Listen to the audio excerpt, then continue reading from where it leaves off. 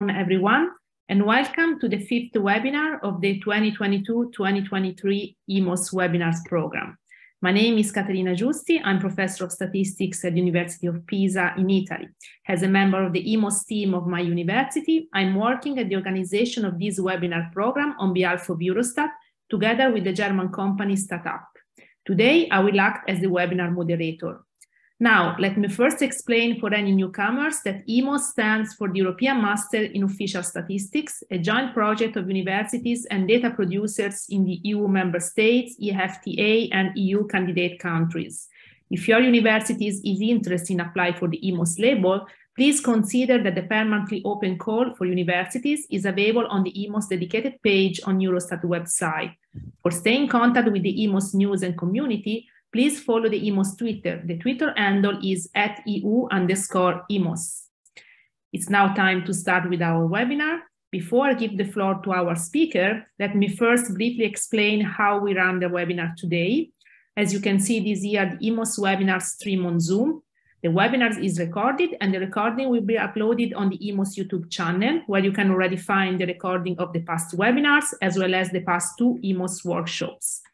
As a participant, you can watch and listen to the webinar. You can also use the Q&A manager to pose your questions to the presenter during the webinar. Our speaker will be answering questions on 3 occasions during today's webinar, 2 times during her speech, after slide 9 and 21, and then at the end as a part of the final discussion. Should you have any technical problem or questions, please send a message in the chat. You will be contacted by one of the members of the technical staff. So today we have the pleasure to host Dr. Lucia Quaglietti. Lucia Quaglietti is an economist at the OECD Economist Department, where she's part of the team that produces the OECD Economic Outlook Report. Prior to joining the Organization for Economic Cooperation and Development, Lucia was a senior economist at the World Bank, the European Central Bank, and the Bank of England, where she was in charge of monitoring and forecasting the euro area and the global economy. Her main research interests are in the fields of international economics, spillovers, and international trade. She obtained a PhD from the Catholic University of Milan and a Master of Science in Development Economics from the SOAS University in London, the School of Oriental and African Studies. Today, Lucia will present about global value chains, concepts, and measurement. So Lucia, the floor now is yours. Thank you, Caterina, and good afternoon, everyone, and thanks for joining this webinar. As Caterina mentioned, today's presentation is on global value chains, and the main aim is to introduce you to the main concept and measures associated with the analysis of global value chain. The presentation also includes joint analysis with Vanessa Gunnella and Simone Cigna, and no need to say that the views are those of the authors. So this slide shows an outline of today's presentation. I'll kick off with one slide, a motivation slide, which describes shortly why it is important to analyze global value chains in today's world. I will then move to the main concept and definition associated with the analysis of global value chain, including explaining accounting methods that set growth and value-added trade apart, and introduce some main indicators of global value chain. I will then turn to the main data and databases used in the analysis of global value chain, including the global input-output tables. And if time allows, I will end up with a couple of practical applications in the end that show you which type of analysis can actually be done using the concepts and the data that I will have explained during the presentation. Let me kick off with why it is important to analyze global value chain. So global value chain over the past 40 years have emerged as a dominant paradigm of production. And this has been driven by a number of factors, including a reduction in tariffs and trade barriers more generally, but also advances in information and transportation technologies. As a result of this development, trade in intermediate goods, which is trade in parts and components, has been growing very fast, and today accounts for more than 50% of global trade. This also means that global trade overall has been growing fast. In the period between 1995 and 2010, global trade is expanding twice as fast as global GDP. But after the financial crisis, this fast growth of global trade and of GVC expansion, GVC stands for global value chains, seems to have come to a halt. And actually, there are signs that the process of globalization and GVC integration might be reverting in recent years. Nonetheless, production remains highly fragmented across countries. And in light of that, understanding global value chains and measuring trade flows in a correct way in a world characterized by extensive global value chains has become key for many disciplines, including economics and statistics. So from an economic point of view, participation in global value chains enables countries to exploit comparative advantages and to increase productivity. On the other hand, integration into global value chain also magnifies the transmission of shocks across countries. We saw an example of this during the pandemic when production in China stopped altogether, with important implications for the sourcing of key inputs for many other countries in the world. The emergence of global value chains has also affected the use and interpretation of traditional trade statistics. Due to their own nature, traditional trade statistics, including balance of payment and national account, might not be fully suited to analyze and measure trade flows. I will tell you why in a minute, but before, let me mention that on the back of these, new methods and data have been developed to monitor trade flows to the global value chain, mainly global input-output tables. Now, I'll move to explain some basic concepts, and I start with the definition of global value chain. According to Paul Antras, global value chains involve a series of steps through which goods and services are produced. And what characterizes a global value chain is that value is added in each step. Different steps of production within a global value chain are located across different countries. I mentioned just before that conventional trade statistics such as balance of payment or national account are not fully suited to analyze trade in a global value chain. And this is because the traditional statistics record trade flows on a gross basis. This means that trade flows, including flows of intermediate goods such as parts and components, are recorded and counted every time they cross a border for further processing. And you would understand that in a world in which parts and components move across border very frequently, this might lead to some double counting. It can lead to double counting, but it can also lead to a misrepresentation of the contribution that different countries give to global trade. I will provide you with an example in a minute that hopefully clarify this concept, but let me first say that to address these issues, researchers have come up with the concept of value-added trade. Within this, gross exports are broken down according to the country of origin and destination of value added. In a way, this means that value added is traced across all countries and borders and is attributed to the countries where it is either produced or consumed. Borin and Mancini propose a practical and relatively simple definition of GVC-related trade, which is related to those flows, trade flows that cross at least 2 international borders. Now, this slide introduced a simple example that hopefully clarify the difference between the two accounting systems, gross trade versus value-added trade accounting. So we have a country A that, let's say, produce $100 worth of raw materials, which export to country B. Country B use those goods, this raw material in its own production, and embedded the raw material into a final goods, a final product that ship to country C, export to country C. And the final goods is worth $120. Now, in a world in which trade is accounted on a gross basis, we have a chain relations where B is the ultimate exporter and C is the importer.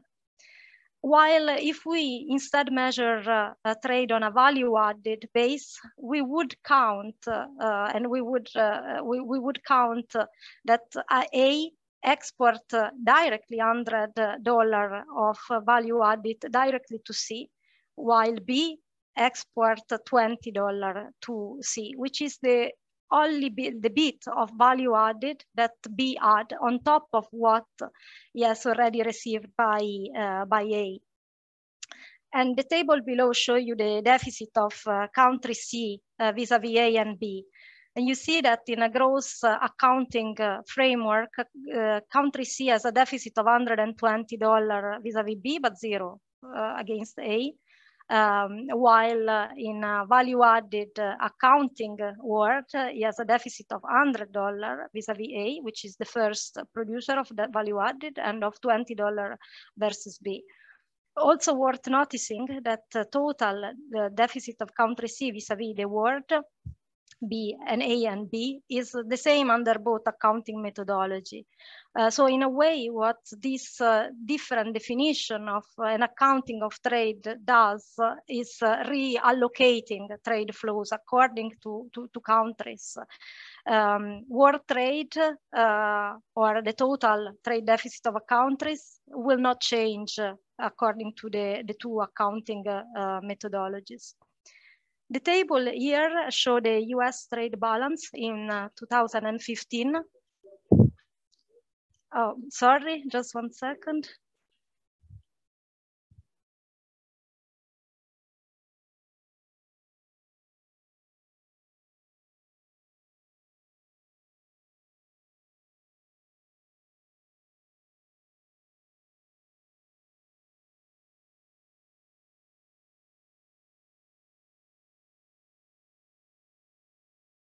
Sorry about that, an unexpected interruption, but like hopefully it's sorted. So this table shows the trade deficit of the US in 2015 against its own major trade partner, both in a gross accounting sense and a value-added accounting sense. You can see that the deficit for Canada, for example, that is $32 billion under the gross trade statistics, is it becomes $10 billion when measured on a value-added basis. The same applies for Mexico and for China. So in all three cases, value-added the deficit of the US is sensibly reduced when measured on a value-added basis. And this is because all those three countries are in a way recipients of foreign value added. They tend to be mostly assembler or of final good. So when measured on a gross trade basis, one would count even the foreign value added that they have received in the production process. And this example shows, I guess, quite well that in a world in which goods were produced entirely within an economy, gross statistics were doing a decent job. But in a world characterized by global value chain, gross trade statistics can lead to some misleading conclusion regarding the trade position of different countries. Now, building on the concept of trade in value added, several metrics have been developed in the literature to track supply chain, including indicators of participation in global value chain. At the broadest level of disaggregation, country can participate in a global value chain by engaging in either backward linkages and forward linkages. And I explain what does it mean.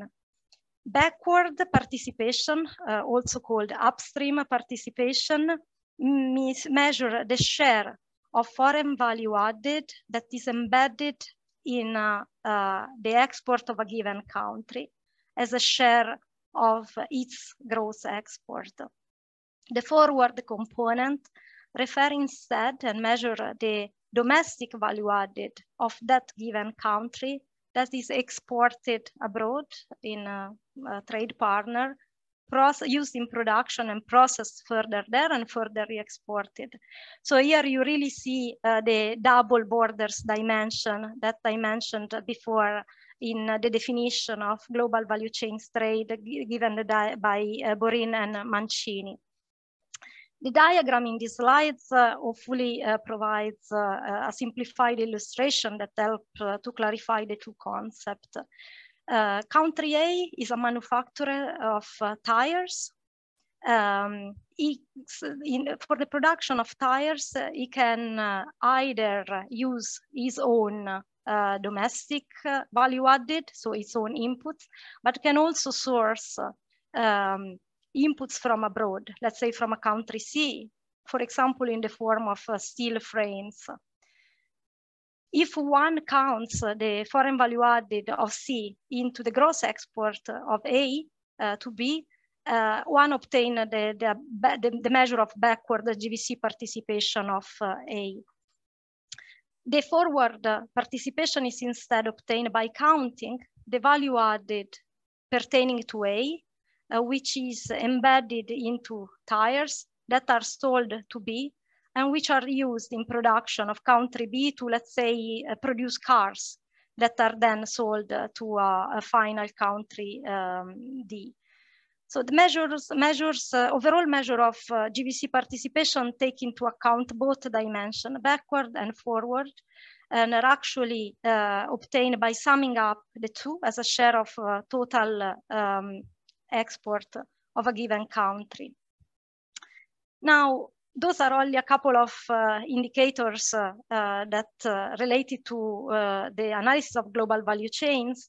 But in reality, one can unpack engagement of countries in GVC much more and decompose gross export in several additional elements.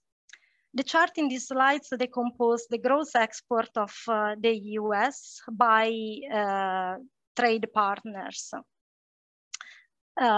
So, like, let's say, take, for example, the Euro area bars here. The chart tells us that the Euro area export a bit more than $350 billion to the US, but only a small part, less than 1/3, which is the blue bit, is made of value-added goods produced in the Euro area that are immediately consumed in the US. A more significant share, the yellow part, is made of Euro area value added in the form of intermediate goods, parts and components that are exported to the US, used by the US in production, and further re-exported by the United States. Now, it's also possible that the Euro area received inputs from productive inputs from the US, process those inputs, make a good that is then exported back to the US. And this is the small red bars in sub-bits in this bar. Or, for example, the Euro area can source its inputs of production from foreign countries, like, for example, countries in Central and Eastern Europe that are very much embedded into the Euro area value chain. Use inputs from Central and Eastern Europe countries that are used in production of goods in the Euro area and then are then exported in the US. I mean, this is really just an example to show that there are many possibilities and to unpack value added in trade flows according to the origin and the destination of this. And I'll stop here, and in case there are any questions, I think I saw probably one, maybe, I don't know, but I stop a bit in case there are questions. Yeah, I don't know if maybe we have a question, not yet. We have a hand raised, so I'm not sure, but maybe for the moment you can go on. Okay, so of course, participant, you can pose the questions also when Lucia is speaking, and then at the next stop, she will be replying your questions. Okay, so I think Lucia, for the moment, you can go. Okay. So what I showed so far are the main concepts underpinning the analysis of global value chain. The next bit that I will show you refers to the data used to measure value-added trade. And here the main tools is really the global input-output tables. Global input-output tables describe the sales and purchases transaction across countries and industries, defining both the source and use of output, either intermediates or final, again by country of origin and destination and by industries. They are an extension of national input-output tables.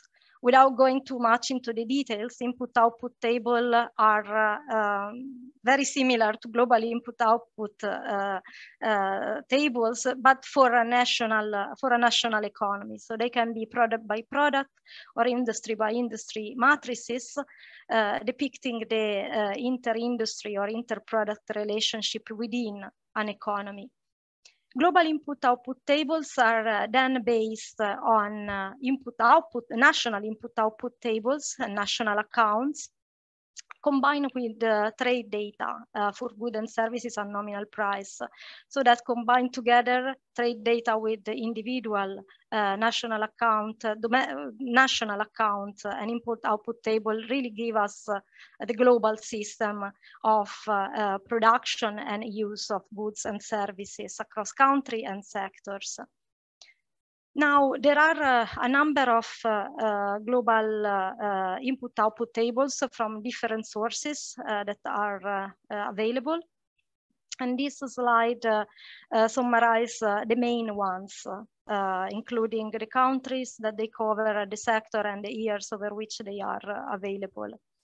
Widely used global input-output tables are, for example, the OECD TIVA tables, which cover 66 countries, 45 sectors over the period 1995 to 2018. Another widely used source is the World Input-Output Database, which covers 43 countries and 56 sectors. To my knowledge, has not been updated lately. So the last year available is 2014. We also have like the EORA database produced by UNCTAD, which is the largest in terms of a country that are covered and less, but yes, less sector. There are also like regional tables like the Asian Development Bank and the EU Figaro tables. Those are regional in the sense that trace the GVC linkages of economies in the region with the rest of the world. So let me say that producing and updating global input-output table is a very data-intensive exercise, as a result of which those tables are produced irregularly and with long lags, which in a way precludes the possibility to produce a timely assessment of developing GVC as they unfold. The table in this slide shows a simplified global input-output tables considering 2 countries and 1 industry. Is a stylized example. For a given economy, so it's composed by several parts, and it should be read in the following way. For a given economy, and each industry is listed across the column as a consuming sector, and across the rows as a supplying sector, in a way that rows tell us where goods are produced and for which purpose, while the columns tell us how they are used in production or in production mostly. Reading then this table from left to right tell us that one industry can produce intermediate goods, the first 2 columns, for its own production, or for the production of an industry abroad, the second column in the first row, but can also produce goods to serve a final demand, either domestically or abroad, the third and fourth columns, such that the sum of goods, intermediate goods, and those used to satisfy final demand equal the gross output of country A, the industry in country A. Columns, as I said, shows how output is used, and each industry can use its own inputs for production or source inputs from abroad, from a different country, but can also use its own factor of production, such as, for example, labor. And you see it here in the value added row, such that the sum of inputs of production and its own value added is equal to gross input for country A. Now, it's also worth mentioning that in a global input-output tables framework, gross output down the column match with gross inputs across rows. Now, the one that I just show you was a stylized example of 2 countries and 1 sector. The reality is much more complex. First of all, since there are usually many more countries and many more sectors that trade with each other and are represented in global input-output table. The ones that you see in this slide is an extraction from the EORA global input-output tables. And here you can see different parts that mirror the stylized example that I show you on a larger dimension. The T matrix in blue is a 12 by 12 matrix, and is a matrix that includes the value of all intermediate goods, part and components. Then we have this sub-matrix in green is called final demand matrix, is a 3 by 12 matrix, and includes the value of goods that serve final demand. We have a vector of gross output in the column, and I don't know if you see, like, if you see the my sign here, but like at the bottom, we have a red matrix, the so-called value added. Yes, we can see it. Okay. The value added matrix, which record value added in accounting sense. I mentioned that this records value added, own value added, including, for example, labor. In reality, there are more components to this, like compensation of employees, taxes on production and subsidies on production, net operating surplus, mixed incomes, and so on. But in this example, they are aggregated into a single category labeled value added. So as I showed you before, the EORA tables include 190 countries and 26 sectors. So it's not difficult to make the mathematics here and to see how this is a very big matrix of 190 by 26. So it's pretty large. Here is just a condensed extract. So since like global input-output table are matrices composed, made by sub-matrices, and therefore they can be expressed in matrix notation. In these slides and the ones that follow, I will introduce you to some simple matrix algebra that hopefully can be useful to compute the indicators of global value chain that I introduced you in the previous section of the presentation.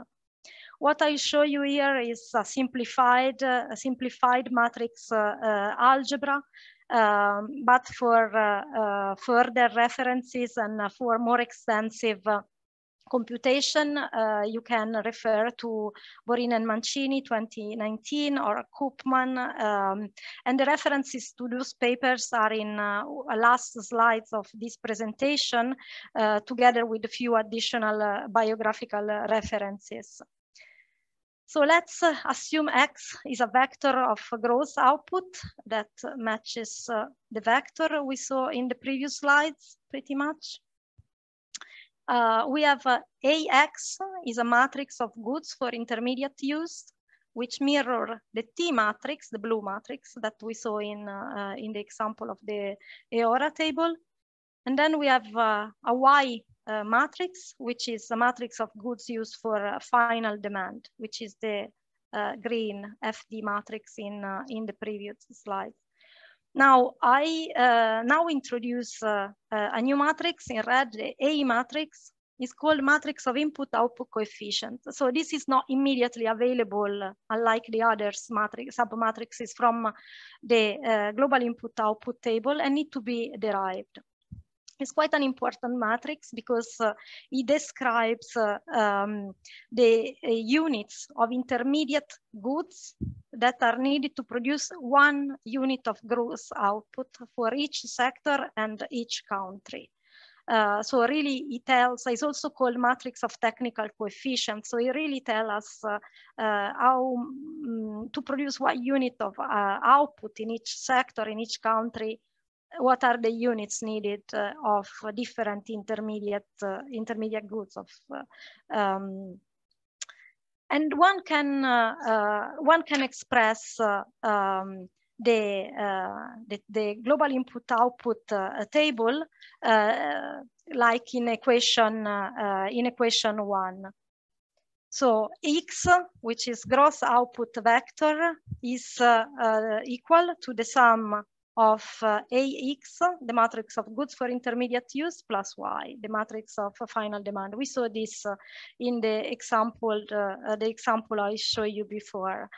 We can rearrange equation 1 such that X equal BY, where B is just the transpose of the A matrix. The B matrix in equation 2 is also called the Leontief inverse. Is a pretty important matrix in the input-output analysis, since it allows to unravel the interdependence of the productive system across all industries and all countries. Just to give you a quick example to understand the intuition behind this matrix. Let's assume that we have country 1, industry 1 that produce laptops. To produce laptops, these industries need microchips, and it source microchips from industry 2 in country 2. In turn, this industry 2 in country 2 will need aluminum to produce microchips, which in turn can be obtained from industry 3 in country 3 and so on. By computing the Leontief inverse matrix in a recursive way, one is then able to trace how much input is used in the production of laptop, both directly coming from country 2, but also indirectly from country 3 and so on. So in a way, for any given industry and country, the Leontief inverse matrix allow us to trace back the origin of all inputs in production, including from a multiplicity of industries and countries. Now, to compute this B matrix, we have all the ingredients except matrix A, which, as I said, need to be recovered. And in the next slides, I show you how one can obtain this matrix. Now we can express our global input-output systems as a G by N system, G being the number of country, let's say 3, and N the number of sector, let's say 4. We can express this as you see in these slides as a system where X SR is an N by 1 vector that give the gross output produced in country S and consumed in country R. YSR will be an N by 1 vector that gives final goods produced in country S and consumed in country R, while ASR is an N by N square matrix of the input-output coefficient. The B matrix also can be written analogously to the A matrix in these slides. We saw from the EORA tables before that we get the T matrix is the matrix that gives us information about the intermediate goods, and T is a squared matrix, a J by J matrix in our case. So the T matrix is helpful to compute the A matrix that in turn we need to compute the Leontief inverse. We can compute each element of the A matrix, let's say ASR, by dividing each element of matrix T with the corresponding element of the vector of our gross output X, as shown in matrix notation in equation 3 in these slides, where the symbol here is the element-wise division. Once the matrix A is recovered, it's pretty simple to calculate, to compute the Leontief inverse matrix B, which I introduced previously in equation 2. Now, so far what we did was it was pretty simple. I mean, the global input-output tables give us already most of the elements that we need to start computing some indicators of global value chains. All we need is to recover this A matrix that we obtain by dividing each element of the matrix showing the intermediate inputs by the gross outputs in the corresponding gross outputs for each sector and in each countries. And then once we have this recovered A matrix, we can compute the inverse to recover and to unravel all the inputs needed across all the global value chain, the global production system. We need to, in order to start computing indicators of global value chain, including the ones that I introduced before in the presentation, we need to recover one last matrix that is not immediately available from the global input-output table. And this is the matrix of value-added shares. It can be obtained as in equation 4. Once we have the A matrix, we can sum across the rows of the matrix, put those elements on a diagonal of a squared matrix, and subtract from an identity matrix Gn by Gn, as you can see in equation 4. Once we have the matrix of value-added shares, we can compute a final matrix. The TV matrix is value added embedded in exports, as in equation 5, by multiplying the V-at matrix by the Leontief inverse and gross exports in the final bits of equation 5. That again we get from the global input-output table.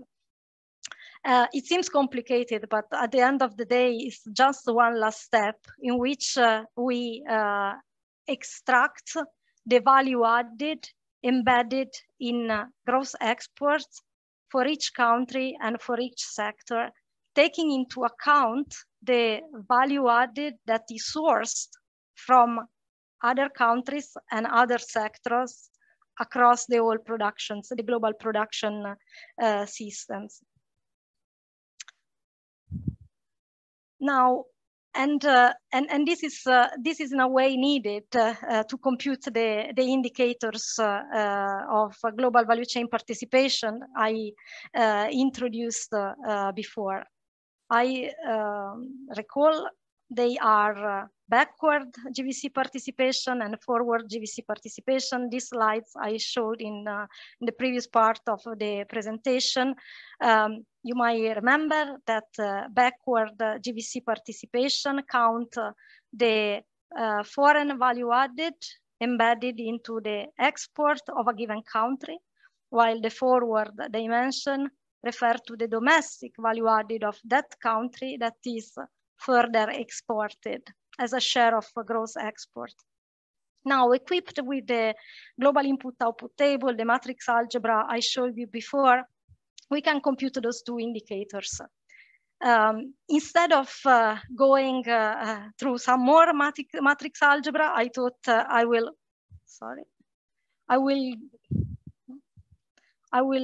provide you an intuition of how you compute those two indicators. And here what you have is a simplified version of the TV matrix, which you might remember is the matrix that embed all the value added produced by different countries and different sectors that is embedded in gross export. So here we have the case of one country and two sectors.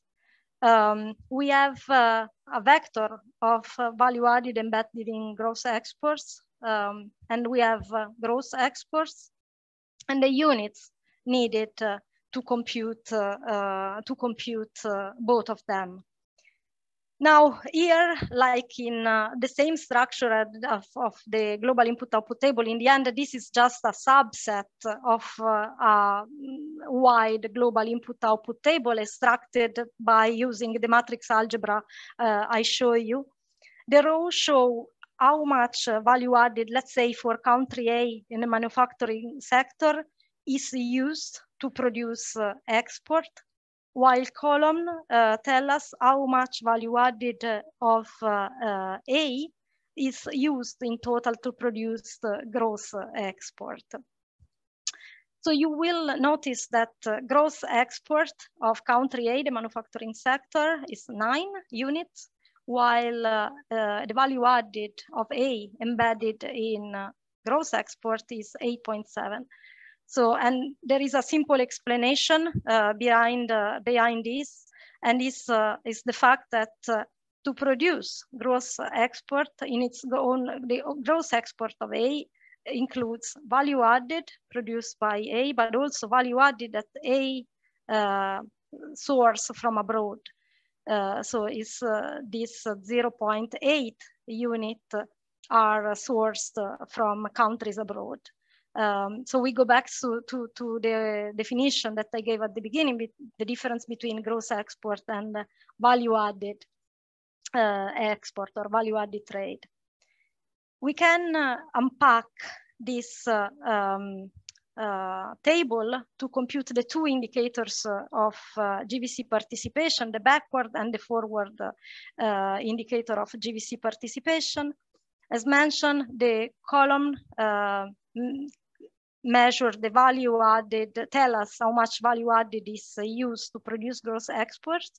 For country A, the manufacturing sector, if we focus on this part here, this is the value added that A imports and is used to produce its gross export. And this is just the definition of backward participation I gave you before. In this simple computation is the sum of those two parts, 0.8 divided by gross export. And so the backward participation of A is 9%.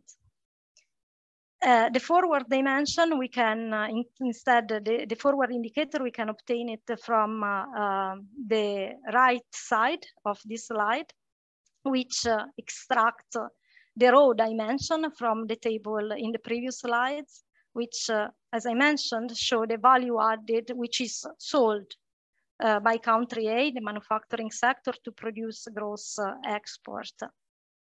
And the bits that we are interested in is this one is 0.5 plus 0.1 from the services sector, which is sold to the services sector in the rest of the world. So this is the value added produced by country A, used by the rest of the world to produce their own exports.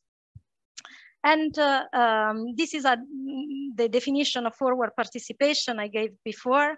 And it's easy to compute, is 0.5 plus 0.1, 0.6 divided by the gross export of A, 9, and so it's 6.7%.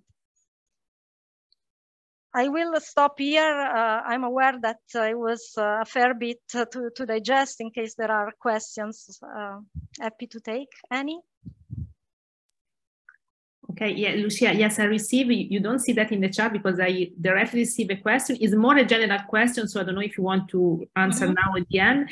It's about if there is a specific role or something that we can measure about the role of multinational enterprises. So I don't know, as you prefer, because it's more general. So if you want to... Yeah, I mean, it's... there is, the OECD has recently come up with a database that instead of tracing trade across country and sectors, it has a further dimension to it, which is the multinational corporation dimensions, and which allow us to see so it's specific for multinational corporations and allow us to trace the operations of multinational corporation across borders in a way to understand also which is the bit of, let's say, value added in a given country that is obtained by a multinational corporation that is a foreign company. I mean, this is in a simplistic way, but what I can do, if it's of interest, I can reference to, there is already a reference in the last slide to a paper which I co-authored with Vanessa Gunnell and Simone Cigna, where we also shows in practice how this new data by the OECD can be used to form a view on the contribution of multinational corporations to global value chains trade. And I can add a link to the original data sources in the OECD database, if helpful. Yeah, thank you. So no other question for the moment. Okay. And so I have one last part, I guess last 5 minutes or so, which is on practical application. I will be shorter here. And it's really just to show which type of analysis one can do with the concepts I described, with the data sources that I showed to analyze development in global value chains. So these slides here has world heat maps that shows countries' position for each country. They show the position of the countries within the global value chain and their evolution between 1919 and 2018. It's based on the EORA global input-output table, on the concept of backward and forward participation I introduced to you before. The dark blue and green areas reflect higher values of participation along the two categories, and they are all expressed as a share of gross export of each individual countries. So yes, a lot, but the basic intuition behind this is that, as you can locate some countries, it tells you that small open economies like the UK, for example, or countries that are highly involved in the assembly and processing of goods, like Mexico, or countries in emerging Europe, for example, tend to be located downstream in the value chain, and therefore they are net recipients of foreign value chain, foreign value added, if you want, that they use to assembly goods are then finally exported, while commodity exporters like Russia or like countries in the Middle East, some country in sub-Saharan Africa, those are producer of commodities, raw materials that travel along the value chain and serve as inputs in the production of other countries. So in a way, they are located upstream in the value chain, meaning that there is a lot of their domestic value added in exports of other countries, and because of that, they have a high content of forward of upstream participation. So in a way, like the countries with high forward linkages are not limited to commodity exporters only. The US, for example, and several Euro area economies, as you can see in the heat maps, also display green, strong green color. And this is due to the fact that they are exporter of high value added service, like marketing activities, R&D, that are then used in as intermediate inputs, if you wish, in other countries. For many advanced economies, both backward and forward linkages have been rising over time. So the heat maps have become darker in some respect in 2018 vis-a-vis 1919. And this tells us that many countries engage in a global value chain in a multi-phased way through both backward linkages and forward linkages, and in a way it depends from the sector whether there is a prevalence of the one or the others. I think I'll skip this chart and I will go to one slide. So in case there are 5 more minutes, in case there are other questions. So this last chart shows overall indexes of GVC participation by country, countries on the left and sectors on the right. And the size of the bubble refer to the share of gross export for each country in 2015. The indexes of GVC participation for each country and each sector are shown for 2008 on the x-axis and 2015 on the y-axis. So in a way, the 45 line tell us whether there has been a change between 2008 and 2015, such that for countries which are located below the 45 degrees line, GVC participation has declined in 2015 vis-a-vis the 2008 period. And you see from the slide that a number of countries have experienced a decline in GVC participation, especially emerging markets and emerging markets in yellow, excluding China, but also China in blue. While for euro area countries and other advanced economies in red, their position in their engagement in the global value chain hasn't changed in size that much.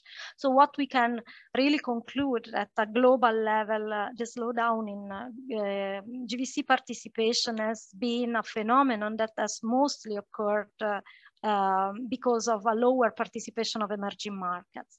And in a way, this is also natural if you think that those were the countries and the regions that had driven the increase in GVC trade since the 80s, in the period preceding the global financial crisis. Also, like at sector level, we see that sector including commodities and manufacturing sector, especially low, medium tech manufacturing, are the sector in which GVC linkages have been declining in the period between 2008 and 2015. I think I'll stop here. And as I said, I have one last slide with a few additional readings in case of interest, including a link to a paper that includes data command to extract the indicators of GVC at country and sector level from the OECD TIVA database. And I'm happy to take any remaining questions if there are. Okay, yes, we had also a couple of participants who wrote the hand, so I don't know if we can try also to, I don't know if they cannot use the chat, maybe we can try to open their microphone in case they want to directly pose their question. In the meanwhile, I received also another question about if with the global value change, you could see and still we can see the effect of the, say, you mentioned the shock represented by the COVID, but what about the Brexit in Europe? Was it possible? Is this possible to see? And what is the effect? It's not easy because, as I said, and as you saw in the previous slides, most of those databases precede Brexit or have been just updated immediately after. So the fact that we do not have timely timely data for GVC makes difficult. I mean, like the in a way it's possible to see the effect of Brexit in simple trade statistics, including for intermediate goods from nominal trade statistics, a country level, the ones produced by UNCTAD or by the IMF, for example, the WTO, and there we saw some declining across some sectors of bilateral trade flows between the UK and the euro area. But to be really able to trace this throughout the whole global value chain, we might need a bit more data. Also, it's also difficult to isolate Brexit at the time in which we've been facing so many other shocks at the same time, COVID, the war between Russia and Ukraine, and so on. So it's not an easy task. Yeah, and this links to another question that is my personal question that I had. So yes, do you see that there is a data need, and in I don't think, but do you think also that new kind of data, you know, that in statistics now we use many what are called in general new sources of data or big data, something of this could be of help, or do you think that in any case we have to, of course, use data, I mean official statistics data that are in the input-output tables? And no, I think there is a lot of interest and a lot of potential for new data to be developed, to be used, to be understood in a way that they could serve the purpose of analyzing global value chains.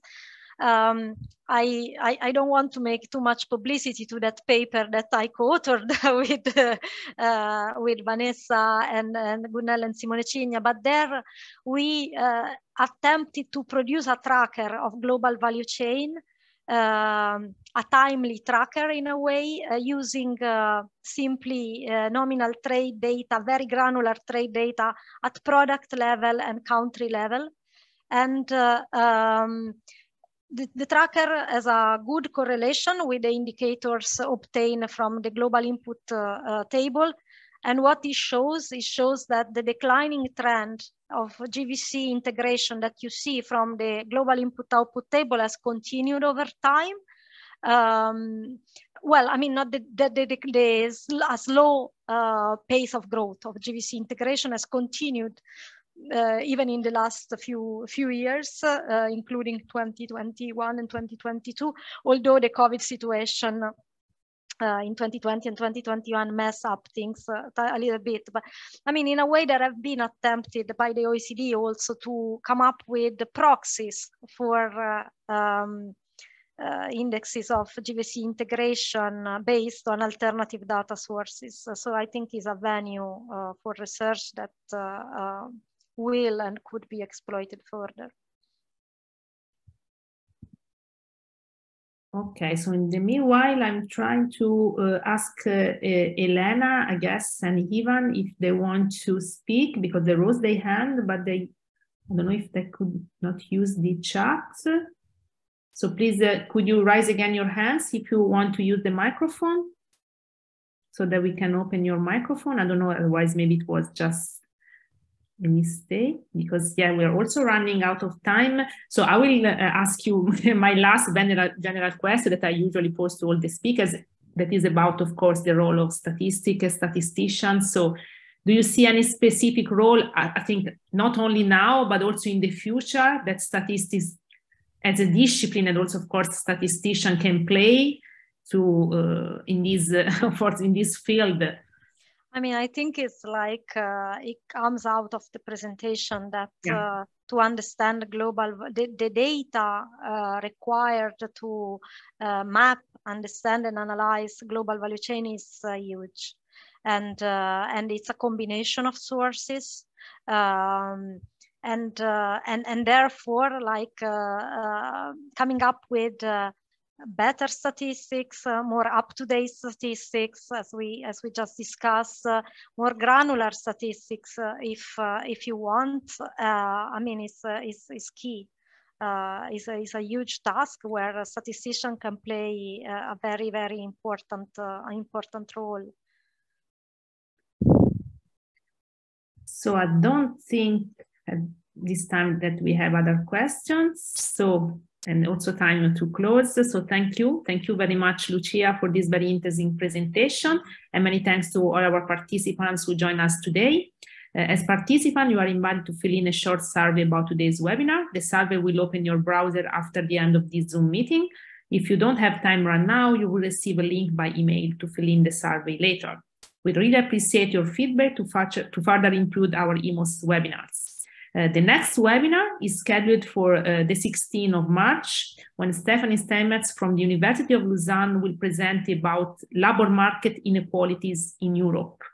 For this and future webinars, please keep an eye for our website, emos-events.com. So thank you again, Lucia, for this very interesting webinar, and thank you to the participants, and have a nice evening.